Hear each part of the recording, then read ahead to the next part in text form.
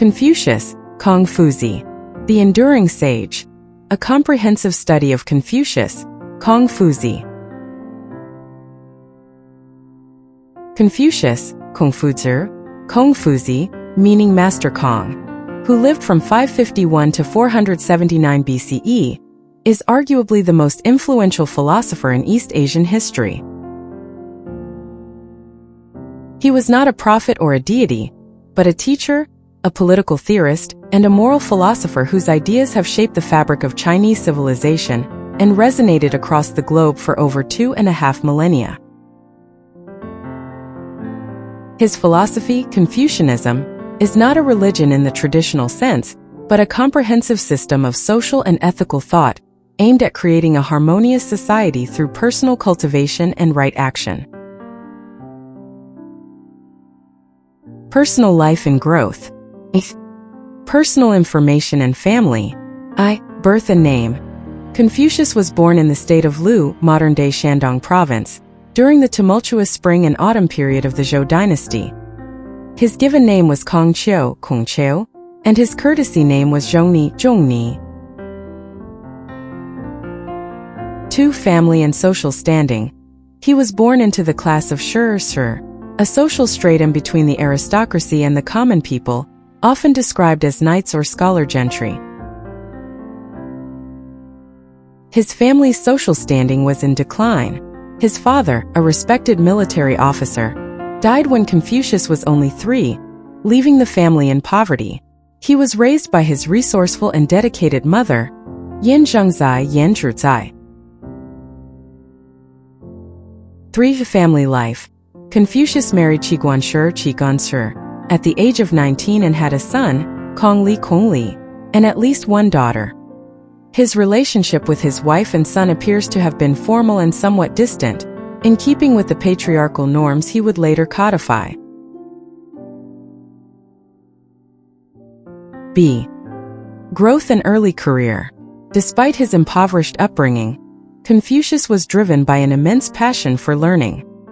He is said to have studied under various masters, including the Taoist sage Laozi, though this is likely apocryphal.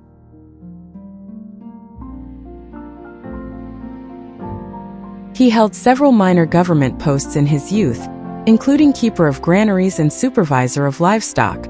These roles gave him practical insight into the workings of the state and the lives of common people.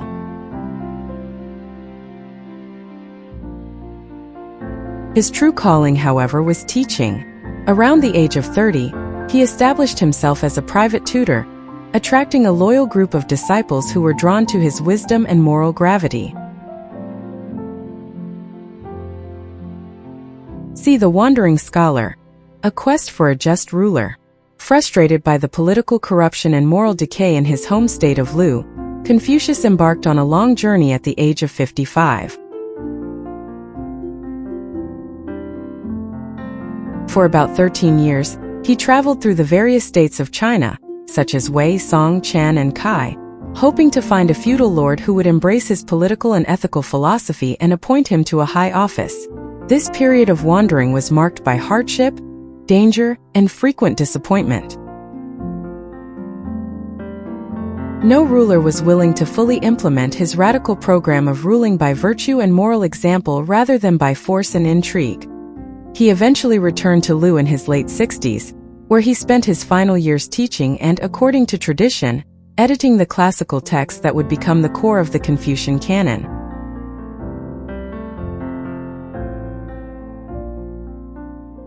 Core philosophical theories and contributions. Confucianism is a complex system of thought. Its central aim is the cultivation of the ideal individual, the Junzi, to create a harmonious and well-ordered society. This is built upon several key interdependent concepts. Ren, benevolence and humaneness. Ren is the cornerstone of Confucian ethics. It is the virtue of perfect humaneness, benevolence, and compassion. It represents the inner moral character that a person should cultivate. Meaning and implication. Ren is not just a feeling. It is a commitment to action. It is manifested in one's interactions with others.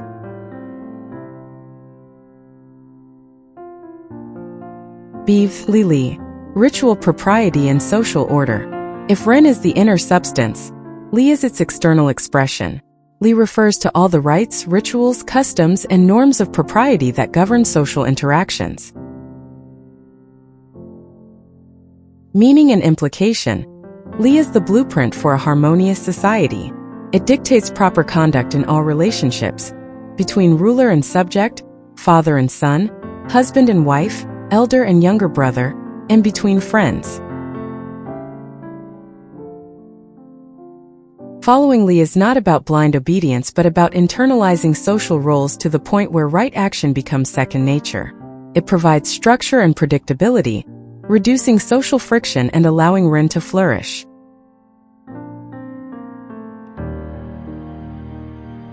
Z. Junzi, Junzi, the superior person or gentleman. The Junzi is the Confucian ideal, the embodiment of moral perfection. This is not an inherited status but one achieved through rigorous self-cultivation. Characteristics. The Junzi is benevolent Ren, acts according to propriety Li, is righteous wise Zhizhi, and trustworthy Shi Nin. He is modest in speech but diligent in action. The ultimate goal of Confucian education is to transform individuals into Junzi.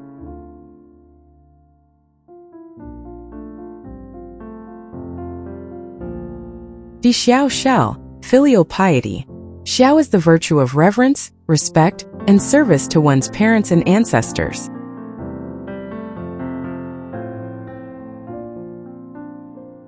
Meaning and implication. For Confucius, the family was the microcosm of the state. A person who could not fulfill their duties within the family could not be trusted to serve the state or society.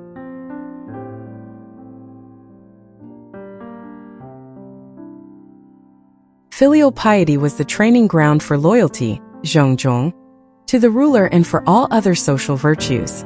This hierarchical respect extends from the family outwards to the community and the state.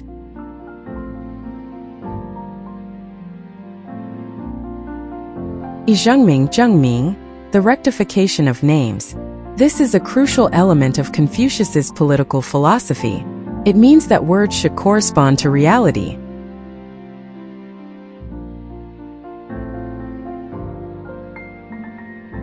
Meaning and implication. Confucius believed that social chaos began when names and roles were no longer aligned with actual behavior. As he stated, "Let the ruler be a ruler, the minister a minister, the father a father, and the son a son."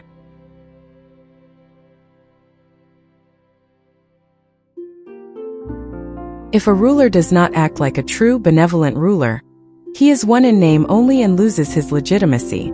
This principle demands that individuals live up to the responsibilities and duties of their social positions.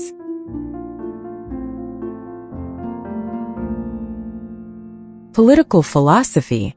Confucius's political philosophy was a direct response to the brutal realpolitik of his time.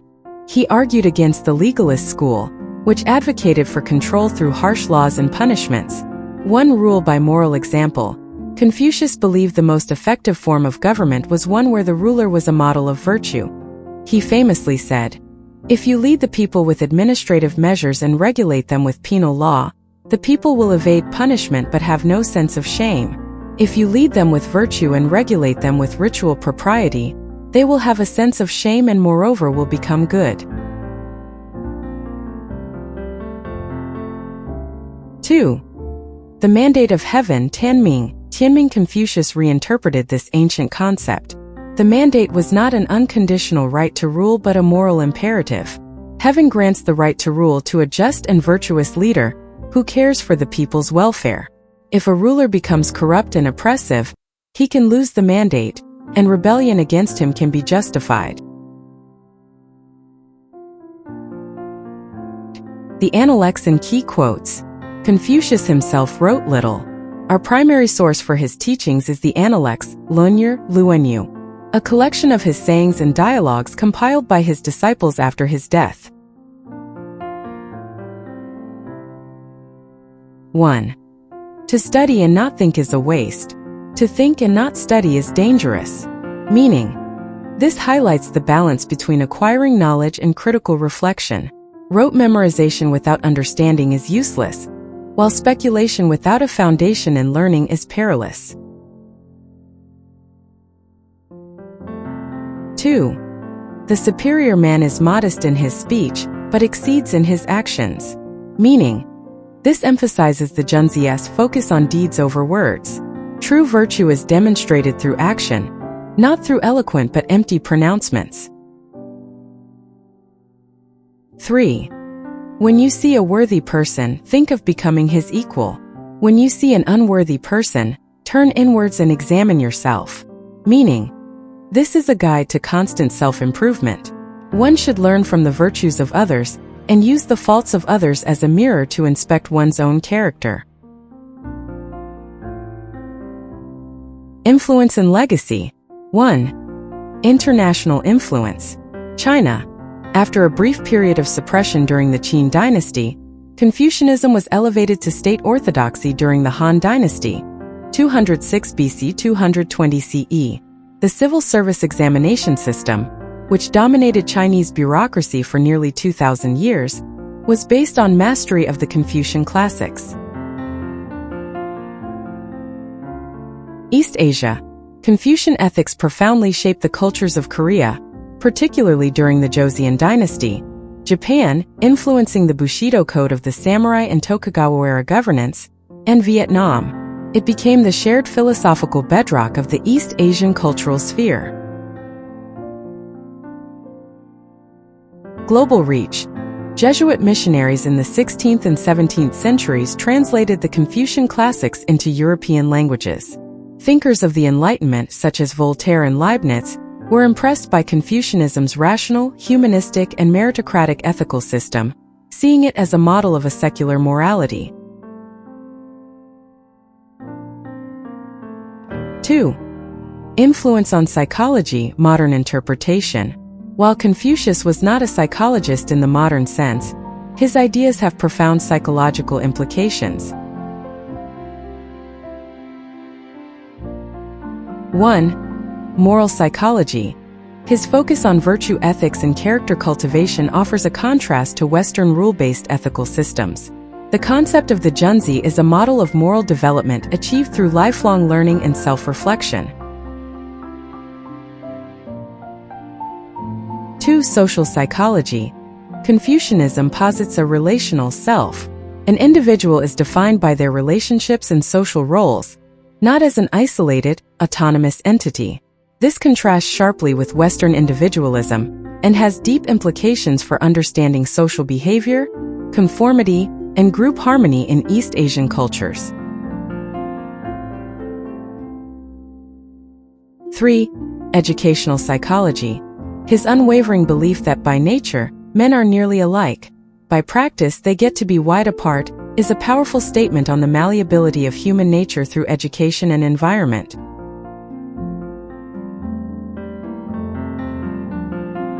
Inspirations and other passions. Inspirations. Confucius was deeply inspired by the golden age of the early Zhou dynasty and its virtuous founder, the Duke of Zhou, whom he saw as the ideal statesman.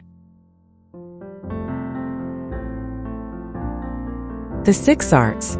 His curriculum was not purely academic. He instructed his students in the 6 arts, rightly, music lyra, archery sura, charioteering yur, calligraphy su, and mathematics su. For Confucius, these were not mere skills but disciplines for cultivating balance, precision, and aesthetic and moral refinement. Music, in particular, was seen as a tool for cultivating inner harmony and promoting social order. Conclusion. The uncrowned king. Though he died believing his life's mission was a failure, Confucius became, as the historian Sima Qian called him, the uncrowned king of China. His philosophy provided a durable framework for social stability, political legitimacy, and personal morality that has guided a quarter of the world's population for centuries. His emphasis on education, meritocracy, self-cultivation, And the moral responsibility of leaders remains profoundly relevant in the 21st century. Confucius's legacy is not one of divine revelation but of humanistic wisdom. He did not offer salvation in an afterlife but a path to fulfillment and harmony in this world. He taught that the capacity for goodness is within everyone, and that through learning, reflection, and adherence to propriety, any person can become a Junzi and contribute to a better world. His voice, captured in the Analects, continues to challenge and inspire anyone who grapples with the fundamental questions of what it means to be a good person and how to build a just society. His shadow looms large, not as a conqueror or emperor, but as the ultimate teacher. The end. Thank you for watching. Like, comment, and subscribe.